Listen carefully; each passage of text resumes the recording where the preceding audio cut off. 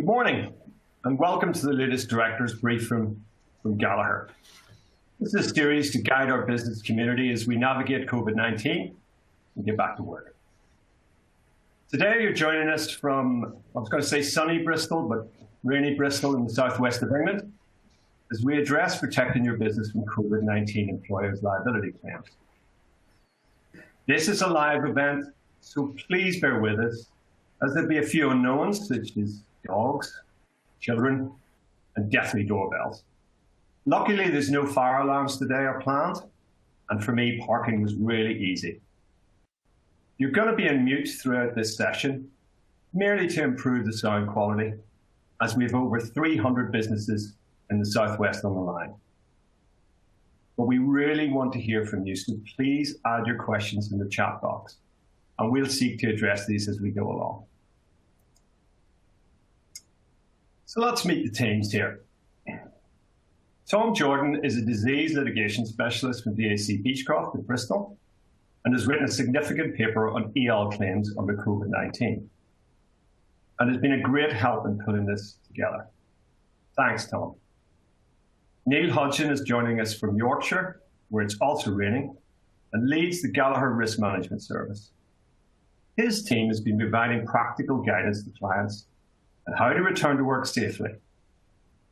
Our final speaker is Kerry, who leads our Southwest of England claims resource, and as a former loss adjuster is very experienced in helping our clients when these claims arise. So let's have a look at the agenda of what you're going to hear today. This will be a walk through by Tom of the legal viewpoint of the guidance from legislation, precedents, and his view on how litigation will arise and how it could be successful. Neil will then address how these health and safety obligations need to be managed by you and your businesses. We'll then return back to Tom, who will walk us through his view on how the claims will flow through. Finally, we'll have the practical advice section. This is going to be led by Neil and Kerry on how you can best manage changes to your businesses, avoid these breaches in legislation, avoid the claims, and yes, keep your employees safe. This should take us to about 45 minutes, which would leave us some time for questions and answers. So without further ado, I'm just going to pass it over to Tom. Tom. Super. Thank you very much, Fergus. So to start this off, we're just going to have a very quick canter through what is COVID-19. Now, this will probably be familiar to all of us on the line and won't come as any great surprise. So COVID-19 is a respiratory condition, the symptoms of which include fever, a dry persistent cough, shortness of breath, fatigue, muscle ache, and most recently recognized loss of smell or taste, known as anosmia. Unfortunately, it is potentially fatal in some severe cases, and this is due to pneumonia caused as a result of the immune system going into overdrive. As I say, that probably doesn't come as a great surprise to any of us here. So I'll move swiftly on now to the state of knowledge. So when we're considering duty of care and whether this was breached, we need to consider the applicable knowledge at the time.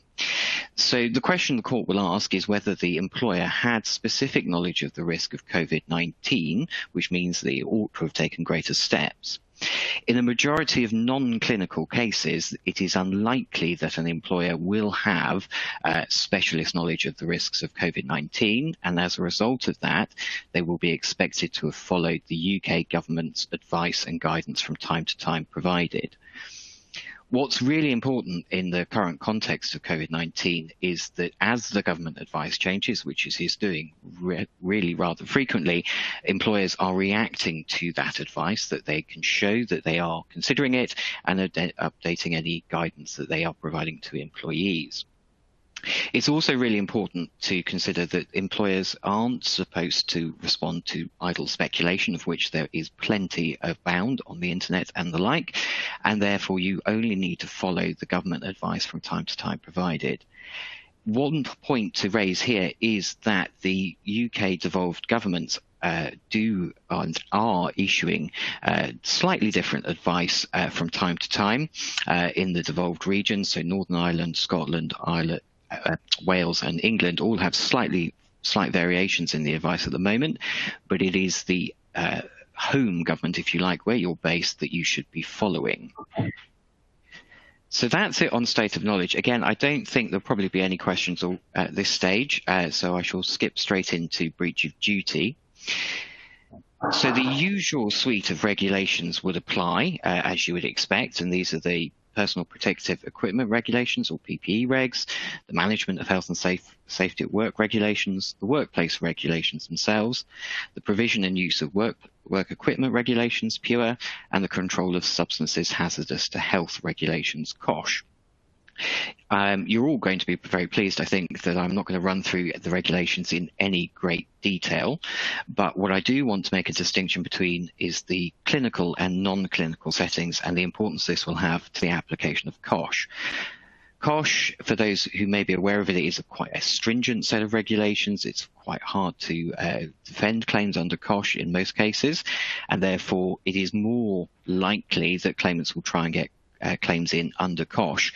I think we can make a distinction here, as I say, between the clinical and non-clinical settings, and it's more likely that COSH will not apply in a non-clinical setting. Overall, all of these regulations provide the same framework, if you like, and the same obligations, which is employers must assess the risk posed by COVID, and having assessed that risk, they must devise sufficient and suitable control measures to control that risk. Once those control measures have been devised, they need to be communicated to employees before they return to work.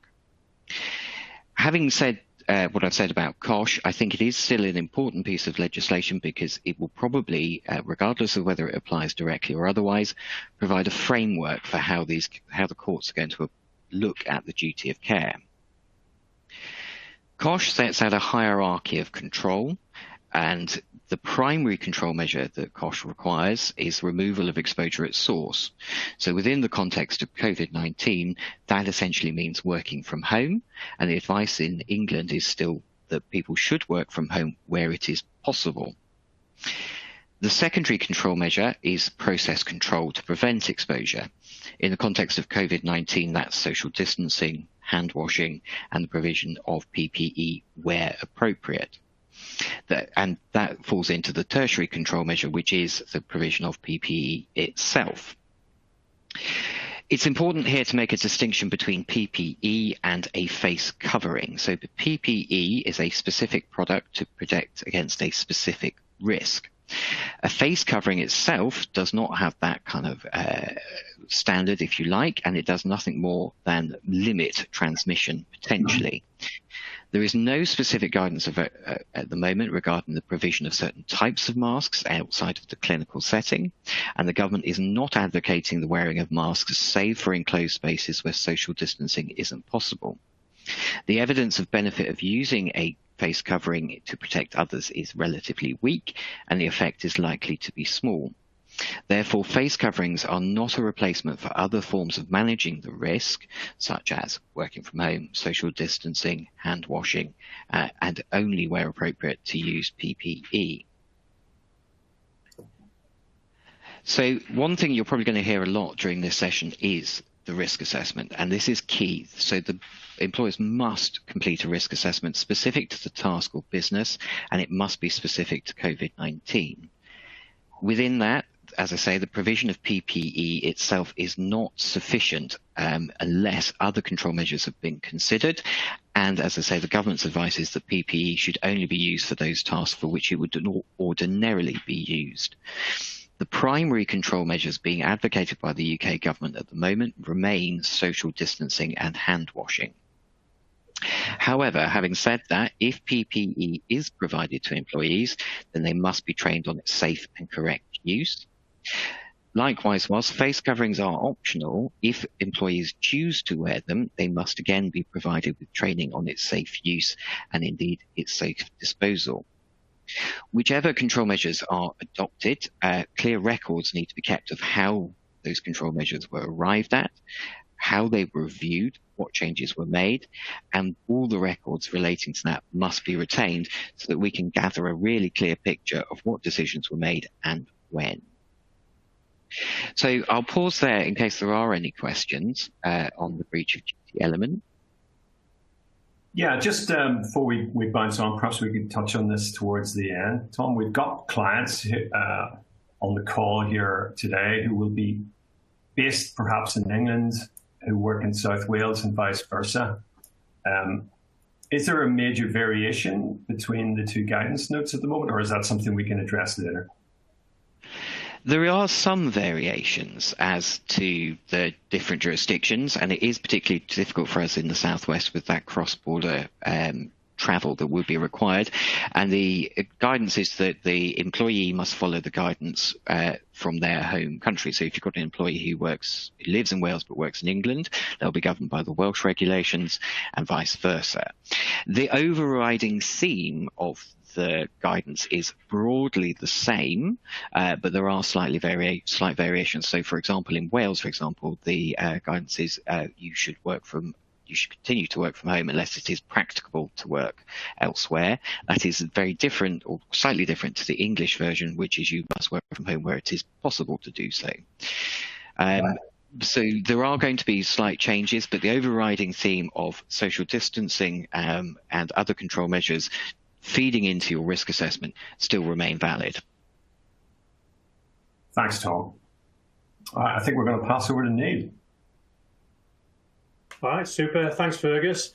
Thanks, Tom, as well. So as Tom has already discussed, obviously the employers all have a duty of care to employees to protect them whilst at work, and all those specific regulations that require an assessment of these risks as well.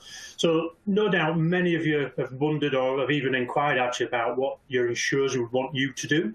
And the answer, quite simply, is just to comply with health and safety legislation. And so for today's discussion, that simply means undertaking a risk assessment for this new hazard, really. So I'm sure many of you will be directors or managers or supervisors of the business, and you will be aware of those obligations and obviously aware that you need to be able to evidence what you have done to comply with them. And obviously that's to protect yourselves not only from an employer's liability or a director's and officer's claim, but also from criminal litigation, from the regulator, i.e. the Health and Safety Executive in the UK. Now, interestingly, between the 9th of March and the 7th of May, the Health and Safety Executive received 4,500 complaints. And that was whilst we were in full lockdown, of course, only essential businesses. So imagine what's happening to those numbers as the return to work gathers momentum. Because of this, the UK government has given the HSE and the UK an extra £14 million to police the return. And I would expect that to be regulated in other territories as well, to be honest. So the UK government has stated that actually if you've got 50 or more employees, then they expect a COVID risk assessment to be displayed on the company's website. And that's in addition to having a notice on display in the work environment, which confirms that you've undertaken a risk assessment and shared it with your employees. And that's just one of your 5 steps to safer working together. Now, what's particularly interesting for me about that requirement to upload the risk assessment is that the expectation isn't built into any legislation, so nothing that Tom's mentioned previously. And so therefore actually isn't enforceable. However, it's quite a clever ploy, really, because obviously if you don't comply, then it's very easy for the regulator to see who they need to investigate further. You remember that extra funding they've got, of course, that allows more capacity. And obviously that's going to be even more prevalent, of course, if there's been complaints that have been received. So, let's not forget some staff will be made redundant or simply just enjoy being furloughed, possibly. Many may have children who aren't included in the return. I know, mine are all still at home. And, obviously there will be some people with vulnerable or have vulnerable family members as well. And as such, just don't want to return to work. So, obviously these categories of people are all prime candidates to raise complaints or put in claims, rather, sorry, for stress or anxiety issues, possibly. So whether these be spurious or not, this could be obviously quite costly in time, in your time, insurers' time, and therefore insurers' money, trying to defend later on down the line. And that obviously can bring further financial impacts. Obviously, also all the time that I mentioned before, but similarly, brand damage. And brand damage obviously is quite an important factor to you as business leaders, no doubt. And we've all seen how social media can make an impact. And you can search quite easily, of course, and you'll find some really big names and scrutiny by the public. Funnily, not funnily at all, actually, but I heard only this week of a business that was contacted by a local HSE officer on the back of such a report from an aggrieved, disgruntled former member of staff, actually. The HSE requested sight of the risk assessment, all the supporting documentation, and then actually requested a virtual guide of the building and the premises via just a smartphone. So, enforcement hasn't stopped in these challenging times. And like everybody else, actually, the HSE have had to innovate and do things a little bit differently. And what was interesting is that they'd also advised that they would issue enforcement notices for not adhering to social distancing, even though it's actually, in England, it's Public Health England guidance, and obviously they're very similar in the other territories as well, and not health and safety legislation. Now, if that had been the case and these guys had been failing, then that would have been what would have happened. But in this particular instance, they were fully exonerated, which was great. But that might not always be the case. So what I want to do is just briefly talk about risk assessment as well.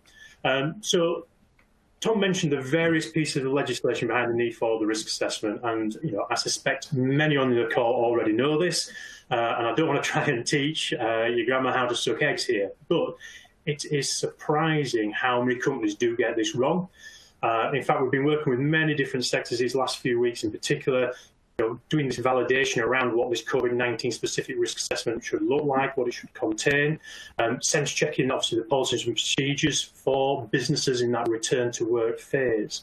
And staggeringly, we've found today that over 70% of the risk assessments that were reviewed so far have failed the legal test for suitable and sufficient. So, I get that businesses obviously want to do the right thing, their employees, visitors, etc., and obviously meet all the duties of care. But as these are going to be published online for a vast majority of you, there is also this definite interest there that we actually need to protect reputation and brand as well. So I suppose in simple terms, as an employer, you must be able to evidence so far as what we call reasonably practicable. So that's weighing the risk against the time and trouble and money needed to control it, that you have complied with the general duty of care under all the legislation, and that's to ensure obviously the health, safety and welfare of your workforce. Now, this should clearly show on the balance of all considerations that the controls that have been implemented are appropriate, and that further actions detailed will reduce the risk to a lower level as reasonably practicable. Now, a business ultimately needs to ask itself, is there anything more that I could do to protect my workforce? Now, if the answer is no, then you have some mitigation in your risk assessment against the claim or even prosecution if everything has been implemented correctly. Now, whilst this may not exonerate you, it will show how you came to the conclusions you did and why, as Tom touched on earlier.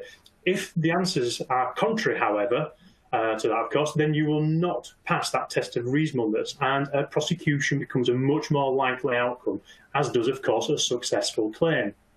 Now, each sector has its own specific needs, and we've mentioned different territories having slightly different nuances here, but they all have a risk assessment template available to use. But the main thing is a risk assessment is just that. It is an assessment of the risk. So it needs to stipulate what the hazard is, who it will likely affect, what you are doing already to control that risk, what further actions you need to take, and who has responsibility of it, but also by when, so having a cut-off date. If it doesn't have all those constituent parts as a minimum, and actually the vast majority of you will no doubt use a rating matrix as well, then that is not a risk assessment. The number of checklists that we've been sent, in place of a COVID-specific risk assessment would really surprise you. So to help with this, of course, the government has issued guidance. All the governments have issued guidance, which again just varies slightly. However, many are following the UK lead in this and are actually using that as the best practice advice going forward. But this general guidance does cover other sectors, and there will be more to come. But currently, certainly in UK terms, we're covering off construction. We're also covering factories and plants and warehouses, labs and research facilities, offices and contact centres. There's working in other people's homes, restaurants, shops, and branches, and also working with vehicles. Obviously, we expect hotels and things to come very, very shortly as well, looking towards the 4th of July, the expected next change, certainly in England, for the use of those facilities. Now, the guidance is plentiful and goes into extensive detail. And while some have been a little bit scathing in the press and social media about the content, it does actually give you a roadmap for the types of controls that you should be implementing. So unions have been instrumental in getting this published, as you would expect, and they do have a great interest in what steps are being taken to protect an employee. And as such, I've seen some unionised businesses asking, I've been asked rather, to provide specific proof that their members are being looked after. So as long as you've involved them in a process, then obviously claims less likely. But ultimately, union or not, what you need to ask yourself, of course, is can our business offer a robust defence to these questions? So what I'll do is I'll pass on to Tom, and Tom can talk to you a little bit further about limitations, if that's okay. Thanks, Nick. Before we move on to Tom, Nick, just want to ask a question.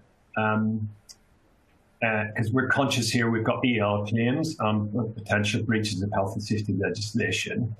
How important is it for the management team at the firms to minute their action plan through the risk assessment? Oh, massively. There's no way you can discount it. I mean, I'll talk a little bit more about that sort of detail when we look at the claims defensibility. But records are so important in everything that we do, and I'm sure Kerry will mention it a little bit in her section on what insurers will expect to see. But without that evidence, there isn't much to hang your hat on, so to speak. So, yeah, fundamentally, exceptionally important. Okay, just an important point I wanted to stress. Tom, sorry for interrupting you. Cool. So thank you both. So limitations. This should be familiar to some of you already, but the usual rules on limitation will apply. So in the context of these claims, that means they've got a claimant would have 3 years from the date of injury or the date of knowledge of injury in which to bring their claim. In severe cases, it would be 3 years from the date of death.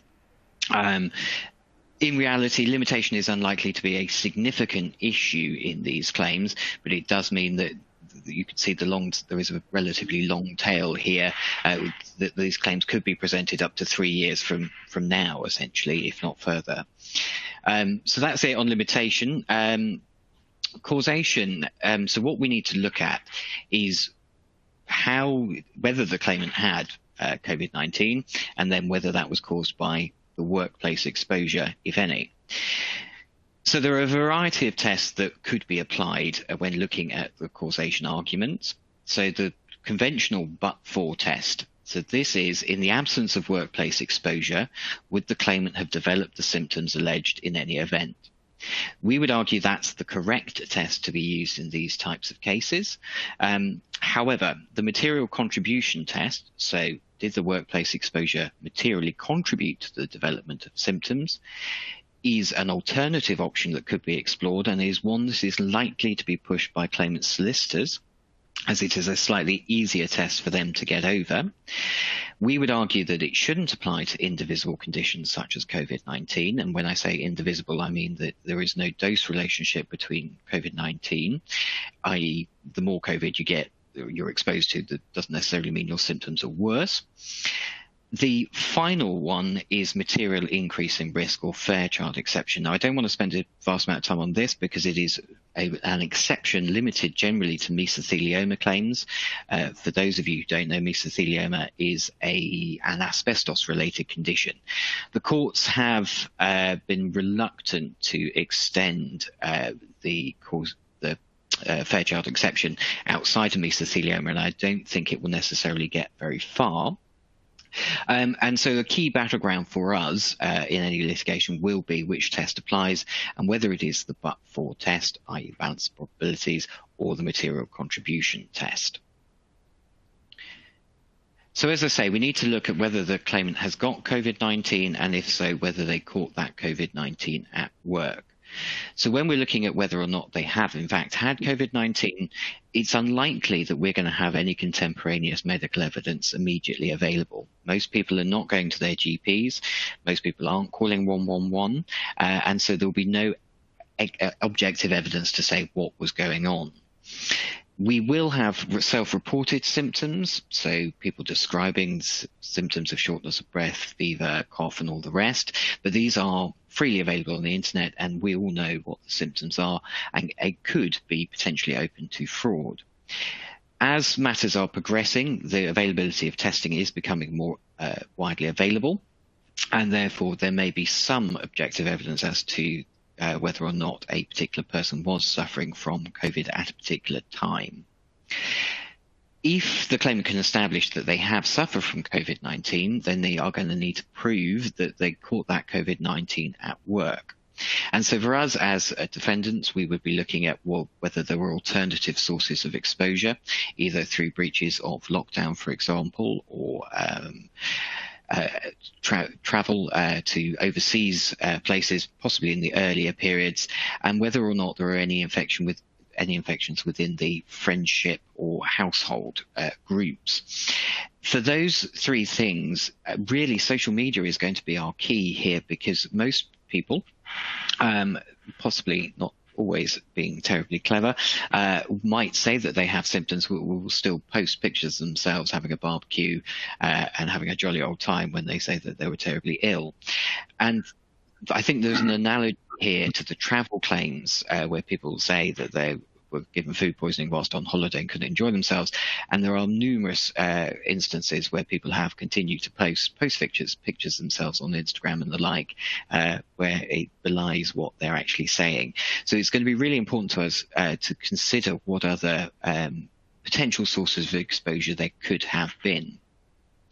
And an important point here as well is clusters. So if there is an instance where there are several cases of COVID-19 contemporaneously in the same workplace, that might be suggestive that the control measures in place weren't sufficient.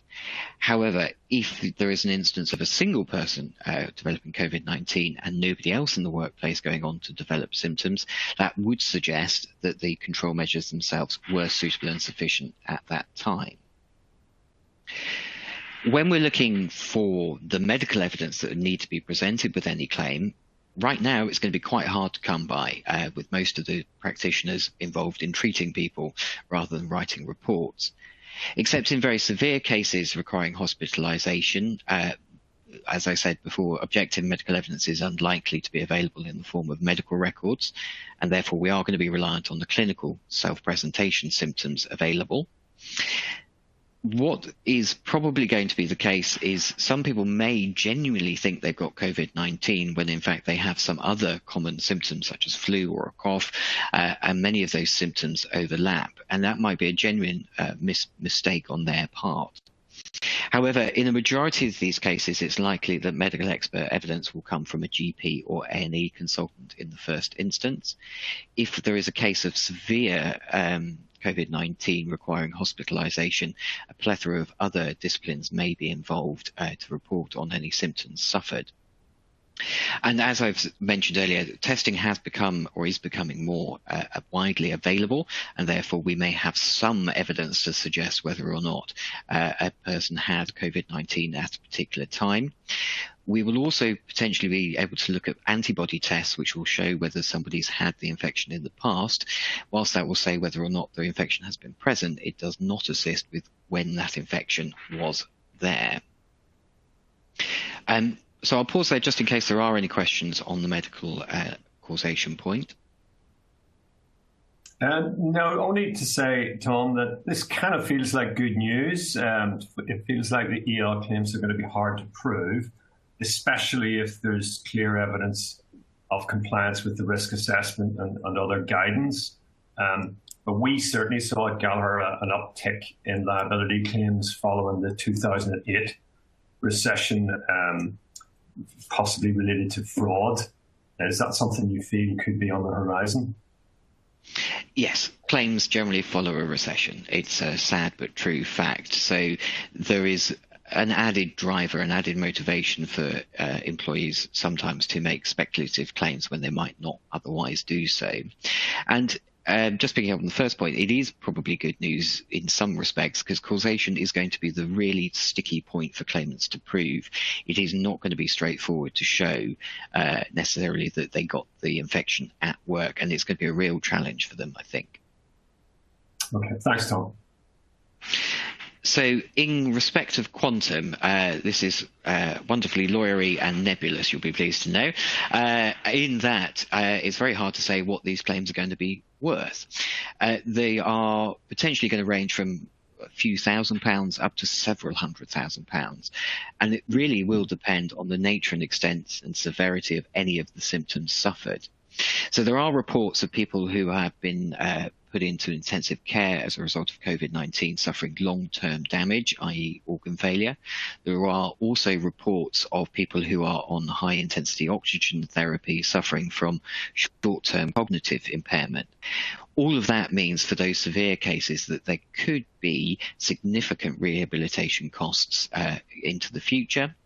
And of course, we're dealing with people of working age in the employment context, and therefore, if there is a fatality, that could lead to a significant claim for dependency.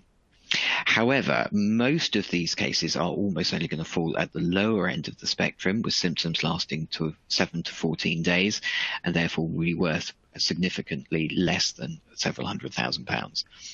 But what we do anticipate is that claimant solicitors will be trying to increase the level of damages potentially recoverable by adding on a psychological claim or psychiatric claim. And this would take the form of something along the lines of fear and worry regarding the progression of symptoms, fear and worry of potential death, or fear or worry of infecting others within the household. This would be similar to where you have motor claims and people allege they have travel anxiety following a motor accident, and that you could see it was almost, and I do hate to use the phrase, but almost as a bolt-on to claims to try and get another couple of £1,000s. So that's it on quantum. I assume there probably aren't any questions at that point, but I will just pause briefly just in case there are. No, that's fine. Nope. So a very brief canter through now class actions and group claims. So there's a distinction here between class actions and group claims. Class actions being an Americanism, but essentially being governed by a formal litigation order, and group claims being groups of claimants making claims together. So to put people's minds at rest, I don't think there is a significant risk of class actions because there's unlikely to be sufficient commonality between the claimants to allow that group or class to be formed. The nature and extent of any symptoms suffered between the various claimants is likely to be too diverse. The factual nexus between large groups as to how they may have caught the condition may be too different, and claimant solicitors need very large numbers of claimants to make those claims profitable. What is perhaps more of a risk is that we might see group claims. So this is several claimants from the same workplace all presenting individual claims at around the same time. Generally speaking, they will be represented by the same claimant solicitor's firm, and they are likely to prefer these claims as well because they're more profitable for them because they get to duplicate the work that they're doing in respect of investigations into breach. Unfortunately, for defendants and insurers and employers, it does also involve an additional amount of work because, again, there is an element of duplication. It's more likely, I think, you'll see group claims if there has not been some form of union engagement where a union is present or some form of employee engagement, because if the unions and the employees are asked to comment on the risk assessments and other things that were put in place, it's much harder for them then to dispute it later down the line. And so that active engagement may help avoid some group claims going forward. And that's it for me. Fantastic, Tom, and I really appreciate you stressing the point about engagement. We're going to pass over to Neil and Kerry now, but just to reassure the delegates, we've had loads of questions come in, and as soon as we're finished, we're going to do a quick Q&A with the panel. Thank you. Neil. Okay, thank you very much, Fergus. Thanks, Tom. So, claims defensibility, interestingly, for me, sort of comes in two tranches, really. You know, the paperwork, of course, and the implementation of the controls. Now, I know the paperwork side will no doubt elicit some groans from everybody on the webinar today, but you do need to be able to evidence all the details that we're going to go into, and being able to show the competency of the person who has undertaken this risk assessment, that they've used a correct risk assessment format. I've consulted with employees, which obviously is a requirement if you're a unionised business, as we've already touched on, and that staff have been educated on its content to the point that actually they're comfortable and willing to sign to say they've read and understood the risk assessment, are all quite really pertinent points. Implementation, is obviously a little bit more difficult to prove sometimes, and it's how you've disseminated the document and how regularly you've reviewed it. One thing in a return to work scenario, I think Tom touched on it earlier on, quite early on in the session today, actually, is that things are going to change in the coming weeks, and we certainly know that there's a huge amount of discussion around the social distancing 2 meters to 1 meter requirement. So a lot of people have obviously prepared and delivered on 2 meters. That could obviously change to 1 meter. So obviously that's a change that is likely to come. But obviously there's other things as well affecting your business, like actually phased return, more people returning to your work environment, the expansion of your services, or additional facilities within the business opening up to staff or visitors. All this means is that the risk assessment needs to evolve with you, and it needs to cover these changes. Like I mentioned, all the elements have been signed off and everybody being included within the consultation process. It's all relevant again, and obviously you need to make sure that you've maintained a record, like we mentioned with Fergus earlier. So it's really important, actually, that not only do you have the paperwork side of things, but you can evidence that implementation as well. What's important for me, though, as well, isn't just that side of things. It's also making sure that simple little things are being dealt with as well. So prior to closing, you would have had a raft of checks and maintenance that were undertaken on a regular basis. Things would have been done, on a timeline basis, and making sure things are all done. But you've got to make sure those things are still up to date. So, for instance, Legionella is a killer, just the same as COVID-19. So have you, as a business, done everything required to recommission your water system? Does your risk assessment even include something like this? It's funny how these things, because of the focus on COVID-19 specifically, might just get forgotten. So yes, COVID-specific 19 risk assessment required, but make sure that it does expand into these other areas. I touched on just now about the phased return, but who has been selected? How do they commute into work? Let alone how you then internally separate or give them access to toilets and other facilities. Kerry will come on to these details in more detail as we move on. But have you considered actually the anxiety issues to staff on that return, the ones who don't actually want to come back or feel it's unsafe? But there's also then thinking actually a little bit wider on the impact of COVID has had on your business and your safe systems of work and your work instructions. Have you updated those just like you've been doing with the risk assessment? Have they been amended and then disseminated, to staff with all the appropriate records being kept? If concerns have been raised by staff or unions, as we mentioned before, how have you addressed them? And has that been to everybody's satisfaction? How is that evidence? These minutes that were mentioned before, having those in place to show that, really, really important. So they're all really very valid areas for consideration. But if something has happened, Another area that you've really got to ensure is fit for purpose for your business is actually your accident investigation process. Now, unless you're under legal privilege, an accident investigation report will be disclosable to a regulator. So if an employee has acted contrary to the training that you've given, and actually, if you think about it, this of course relates just as much to non-COVID issues as it does normal issues, as potentially the supervision is a little bit lighter now, or behaviourally they're not actually in their usual place, then it's vital that your report shows what your policies and procedures were. This is all your evidence that we're talking about before, that staff were aware of them, and that they received refreshed training on them. You know, statement writing can so often let an accident investigation process down. You know, so making sure your teams are aware of how to take one. You know, simple little things like the use of the word allegedly, for instance, so often gets missed. You know, the HSE have guidance on the 5 whys, which is a really good place to start, and really helps build sort of that robust defence, you know, should a claim follow. But that evidence, whilst not necessarily sufficient as a full defence, does show your thought process, as Tom mentioned before. And, you know, despite everything that you've done, the employees have still done something contrary or unforeseen, which actually could be the difference between, you know, no action, further investigation or prosecution from the HSE, but obviously more likely a successful claim. So what does that mean to you on a day-to-day basis, on an operational level? Well, I'm going to pass you over to Kerry now, who's going to talk to you a little bit how you can implement some of these things and advise you on what insurers will expect to see if a claim is submitted. So over to you, Kerry. Thanks, Neil.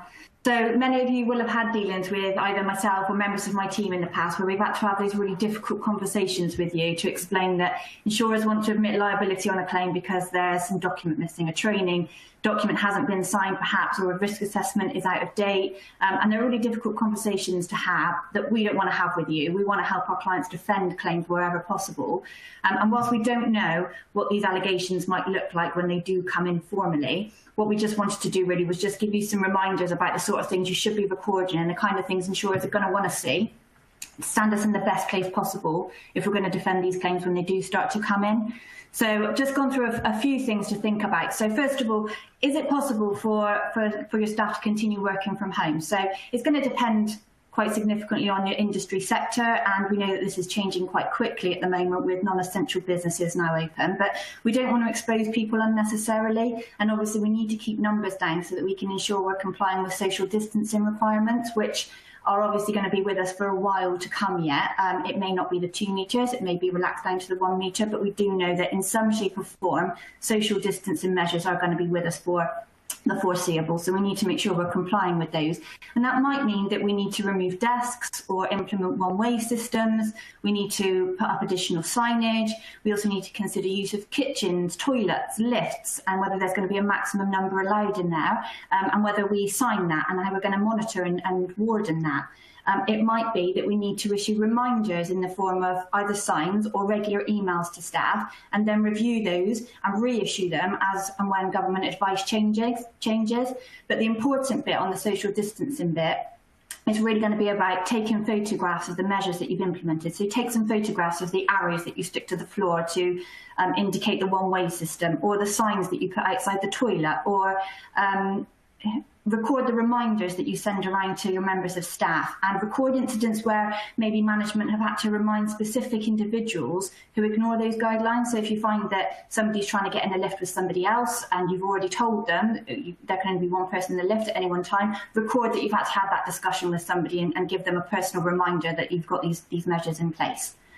Neil's covered in quite some detail the risk assessments, but just consider individual risks, so those maybe that are public facing or have underlying health issues, and just make sure that you're keeping and recording all the different versions of those risk assessments that you produce as and when the government advice changes and you need to refresh those. Is it possible to avoid third-party contact? No. There's going to be some contact required with customers. That's going to be unavoidable. client meetings, if we can, continue those on programs such as this, webinars, things like that. And if it's absolutely essential to meet with a client, is it possible to do that in an outside space? And if not, does the meeting space allow for you to comply with social distancing measures? All things to consider, but also, do you need to issue your employees with PPE for these client meetings? And if so, do you need to train them on the use of that? And do you want to get them to sign to say that they've received that PPE and that they understand how they're supposed to wear it, how often they're supposed to change it, and things like that? Washing facilities need to be made freely available, whether that be in the form of antibacterial stations dotted around. Again, it might be worth taking pictures of those and making sure that they're kept up to date and also filled up, and also recording maybe when they're checked so that you can ensure that they don't run out. Regular cleaning of your office or retail space. Who's going to do that? Do you need to close early 1 day a week so that you can get a company in for a full deep clean? And also consider some of the more high hazard areas such as door handles, toilets, that they're obviously going to need to be done a little bit more often. But the important thing there again is to record when that cleaning is done. So if it's done on a weekly basis, a daily basis, or just in between shift changes, just record when it's done, who does it, areas maybe that have been focused on, and things like that. Avoiding hot desk and shared equipment wherever possible, and providing training on use of PPE. So as I've already touched on, do you need to get your employees to sign to say that they have received PPE, that they understand how often it needs to be changed and updated, and that it needs to, if they are issued with a mask, for example, that it needs to be over their nose and their mouth and not under their nose, as I've seen some people do, and get them to sign to say that they fully understand how it needs to be worn and how it needs to be used. And if you issue that PPE and you find that employees aren't using it, and you do speak to them about that, and you do issue them with reminders, record that you've had to take them to one side and that you've had to have those conversations with them to say, we issued you with some PPE, you've signed to say that you've received it, you're not wearing it correctly, can you please make sure that you wear it correctly in future, because you're putting other members of staff at risk as well. So record that you've had those conversations. Make sure that you're getting the message out to employees about the use of shared vehicles and transportation. So obviously we need to be avoiding that wherever possible. Make sure that that message is communicated to your staff so that they're fully aware of your company's position on that. Setting shifts and pairings. So it might be that you need to look at implementing a rota basis or asking for a percentage of the workforce to come back in the first instance and then reviewing that. It's just all about recording who's in when, and maybe how you've come up with the plan behind that. As we touched on earlier, meeting minutes, maybe when you're discussing why you want certain employees in at certain times. Just recording all of that kind of information will be really useful if we need to call on it in the future. And then things like health surveillance, testing and reporting. So it might be worth putting a sign up to remind people of what symptoms are and the quarantine measures that you want them to implement if they do start to feel unwell, but also that they need to report to their line manager if they do start to feel unwell or start to show symptoms, so that you can consider maybe who else in the team they may have exposed, because you may want to consider asking them to quarantine so that you're limiting the exposure as much as you can. Do you want to consider getting hold of some tests so that you can ask employees who do start to feel unwell to record whether or not they have COVID-19? Or do you want to ask them to get their own tests done and report those results back to you? Do you want to consider taking temperatures? If you do any of these things, it's just about recording it, to just make a note of the fact that you've asked somebody to take a test and that they've come back to you and they've replied and they've said that they have taken a test and it's come back negative or it's come back positive, and then the steps that have been taken after that. It's just about making sure that we've got the paper trail to record everything that's been done. Going on to investigations and evidence. I'm not going to go into any of these in too great a detail because we've covered quite a lot of it off already, but the risk assessment is really going to be the key evidence bit, and we just need to make sure that it's current, it's up to date, it reflects government advice, and that each version you produce is saved and recorded and dated, and we know how that was delivered to your employees. So did you send a mass email? Did you ask individuals to sign to say that they'd read and understood it? It's just about recording all of that information, saving those emails, saving those signed bits of paper to say that employees have read and understood the implications and what you as a company are trying to do. Was there a consideration of individual risk? We touched on that earlier. And training documents. just making sure that if you are issuing PPE, you have those training documents safe and secure, and that they're signed by employees to say when they received it and that they understood that it needs to be worn. Any concerns that you get raised by employees, so if an employee comes to you to say that they're concerned that you're not doing this or you're not doing that, or they've seen a group of people who in the building aren't adhering to something, make sure you're recording that, and also recording how you're addressing that concern as well, and what steps you're putting in place to try and stop that from happening again.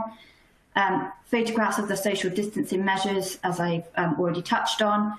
Recording details of any potential witnesses. So if people work closely with other members of staff, or and are going to be maybe called on in the future to provide evidence, we need to make sure that we've got their details, and that would include temporary workers as well. So get their personal numbers, their email addresses, things like that, so that we can call on them in the future if we need to. Any health questionnaires, if employees have been asked to report on their own health or the health of their family members, and if there was any testing done, make sure that that's recorded. And as Tom touched on earlier, social media. So a bit of useful gossip, really. If you mention that so-and-so in your workplace is called in sick today, but somebody else mentions, well, that's funny, I saw that them posting pictures on their Facebook yesterday and they were at a barbecue or something. That's the kind of thing that we need to know of quite quickly, so that we can ask insurers to investigate it and use social media, check the pictures, check whatever they can about maybe who else they've been exposed to, and what they're up to. So just let us know that kind of information as quickly as you can, so that we can flag it with insurers and get them to investigate. So that's kind of me done. I'm going to pass back to Fergus now. I think it's going to cover off some questions and answers. Kerry, that was a incredible rush session for you at the end. Thank you so much for helping us keep on time. Cheryl, I think we've got quite a few questions, so we better go straight to them. We have. Okay. So first question from Tanya is, this seems like a sensible place to start actually. Is the government's guidance to work from home a legal requirement or guidance? Tom, we're going to pass the one over to you.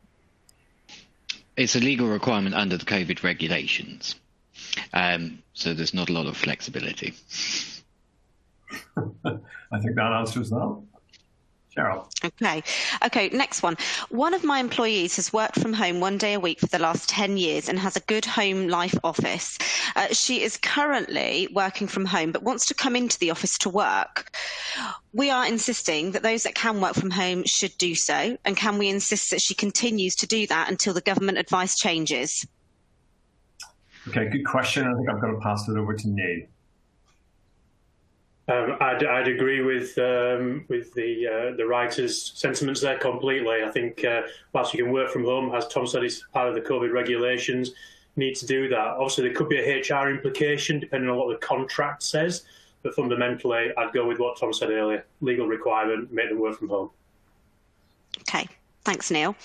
Next question. Have you got an example of the type of disclosure on a company website regarding COVID-19? I couldn't see one on the Gallagher site, for example, of how Gallagher are dealing with COVID-19. Oh, you've caught us there. Neil, can you get us in trouble? Fergus, shall I take that one? Sorry. Yes. Yeah, no problem. So Gallagher's is a business we're still working from home, so we're not actually in the offices yet, which is why ours isn't on the website, but it will be very, very shortly. There isn't really examples as such, because obviously everybody's own risk assessment is their own risk assessments. Their websites are built in their own inimitable way, way above my head within tech land, I've got to be honest. But you will find some evidence if you go searching around under the health and safety sections of some people's websites. So they are out there. Have to be said that actually, as far as it's been known across the piece, it's one of those areas where a lot of people haven't really noticed it come in. The government didn't publicise it particularly well, I don't think.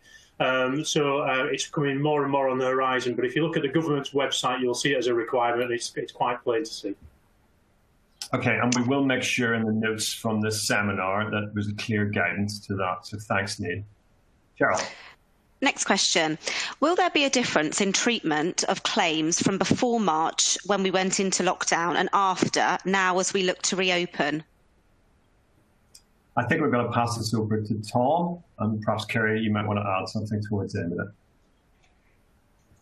And I think, yes, there will be a difference in how these cases are approached. Primarily going to be in respect of state of knowledge. So none of us really knew a huge amount what was happening back in November, December, and all the way through to March. And there was no specific guidance as to what we were supposed to be doing until really late Feb, early March. So there will be a difference in approach from the court as to what was required at any given time. Clearly, there'll be a difference in respect of causation as well, because there was very limited testing available and all the rest of it, so it's going to be harder to prove. And there's going to be a much wider potential source of exposures for those earlier claims where we weren't in lockdown and therefore people were freely associating. So in short, yes, there is going to be a difference as time progresses. Kerry, anything to add? Yeah, I was just going to say the requirement in terms of documentation will obviously be different as well, because we're now being given guidance and information on what our workplace should look like when people are returning to work. So with social distancing measures in place and PPE and antibacterial stations and all those kind of things. And so if we're failing to do that, then obviously there will be more potential for these claims to be undefendable. Okay, well, at least we're forearmed now. Cheryl. Okay, we have a member of staff who is currently furloughed. She has a husband with a condition that government suggests should be self-isolating. What should we as a business be considering when she returns from furlough in early July? Neil, you get all the fun questions. This is a gnarly one. I've got to say I totally cut out on that question, so I didn't hear it at all, I'm afraid. Okay, Sarah, Neil, we have a member of staff who is currently furloughed. She has a husband with a medical condition that the government have suggested should be self-isolating. What should we be considering as a business when she returns from furlough? I think that's exactly the point, really. You have to consider how you return her from furlough. Is she a member of staff that is required? Can she still work from home? So coming back to Tom's point earlier, with regards to the risk assessment, what does she do when she's back in the office? I think, it's all to do with communication and discussion, a lot of this, to be honest. We do not want, obviously, to put anybody at further risk.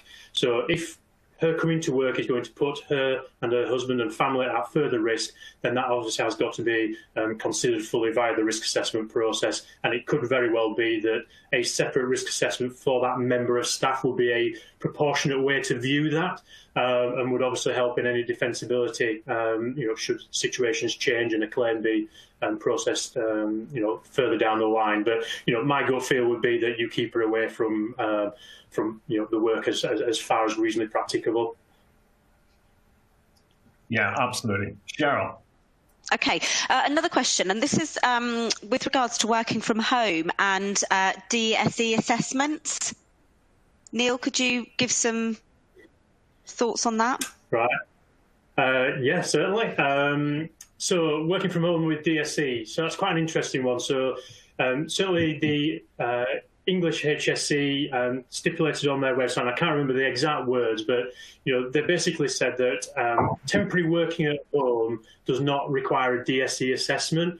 But the interesting point is the word temporary there. So we're now 3 months into working from home, and like our business, we haven't returned back to the office yet. We're still working from home. Is 3 months actually still temporary?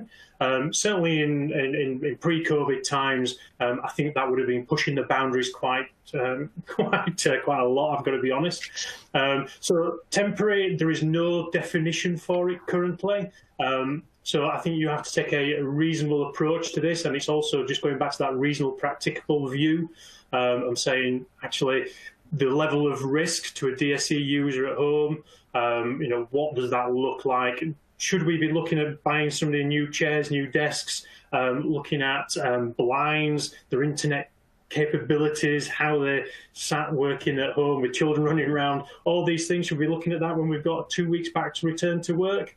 I can't answer the question more precisely, I'm afraid, because it's all down to individuals and individuals' working circumstances. But I would certainly say that we're probably pushing the boundaries on temporary as we stand now. Okay, I'm super conscious of time, so we're going to actually wind up there. The panel have agreed to answer all the questions that have been raised, so we'll get those out to you and share some of the answers. So thanks so very much. That's great feedback for us. I just want to say this is an incredibly daunting task for you and your businesses.